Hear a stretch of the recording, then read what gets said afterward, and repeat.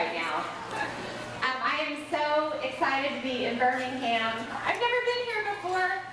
I've never seen more trees in my life. It's gorgeous. It's so beautiful here. Thank you guys so much for coming. My friend Layla and Kevin Palmer are over there. I wanted Kevin to open for me. He's a musician, but he said no. The Lettered Cottage is their blog. This is what I do when I get myself into public speaking gigs. I'm a terrible public speaker, as I'm demonstrating right now. So to make things easy and hopefully to ensure that you'll look over here and not here, I brought a PowerPoint presentation. I thought, I don't ever assume that anybody knows anything about me. Anywhere I go, even in my house, I don't assume any of those kids know anything about me. So I just thought I'd bring along a PowerPoint. I even have a clicker. And I'm just going to brush a few very broad strokes of who the heck I am and what the heck I'm doing in Books A Million in Birmingham. I'm sorry if any of it's repetitive, but it'll just walk you through the real basics. January 1969, I was born. Look, I'm not going to take you week by week. I'm just going to do month by month. So it won't take too long. I was a girl when I was born. I still am a girl. This is me when I was 14. I was a teen. Hello? I was a teen angel, and the reason I know that is that's what my sleeveless t-shirt says. The sleeveless t-shirt that I'm wearing over a red polo with the collar flipped up and a pink bandana knotted around my neck. The bandana was a prosthetic, wasn't it? It's funny, I have this picture on my website, and my mother has since begged me to take it off my website. It's not because of the way I look, because of course she's my mom. It's because of the copper jello molds that she had on the picture. She's like, what was I thinking? Okay, I'm skipping forward. I just heard you say thank you. When I was 17, I went on vacation and sprayed sun-in on my hair on a daily basis. Raise your hand if you did sun-in. Oh, I'm among friends here. I'm so relieved.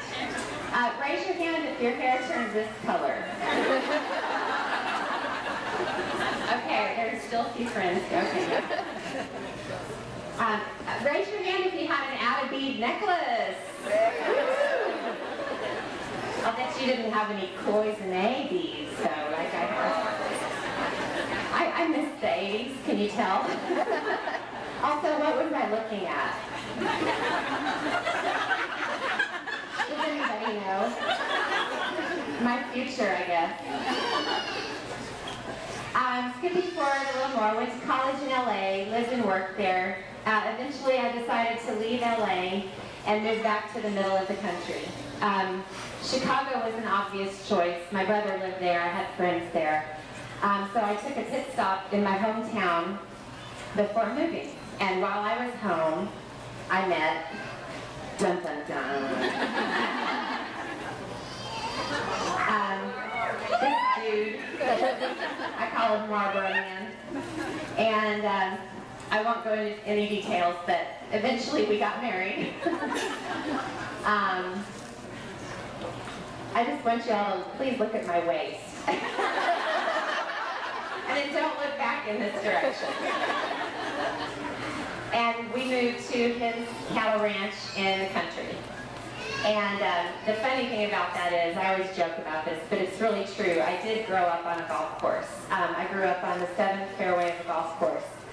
And the country was kind of the last place I ever could have imagined myself. In fact, that's where the name Pioneer Woman came from. My friends, when they heard I was moving to the sticks, They called me Pioneer Woman. It was tongue-in-cheek. Our first year of marriage was an adjustment. I'd wake up in the middle of the night and I'd hear noises, and there'd be a horse looking in our bedroom window. I'd be like, ah! My husband would be like, what, now what's wrong? There's a horse! He didn't get it. Skunks would go under our house and scratch their backs. Bobcats would get into our trash. Mice would scratch in the walls. Cows would poop in the yard. Oh, I got pregnant on our honeymoon. Had horrible morning sickness, and I vomited and cried a lot. But other than that, our first year of marriage was really awesome. And we had a baby 9.5 months after our honeymoon. And yes, I was the kind of mother that did this. Look at her big toe sticking up. I don't know, I was in a mall and I walked by a kiosk and they were offering photo sessions. But I learned the error of my ways. And then I did it again.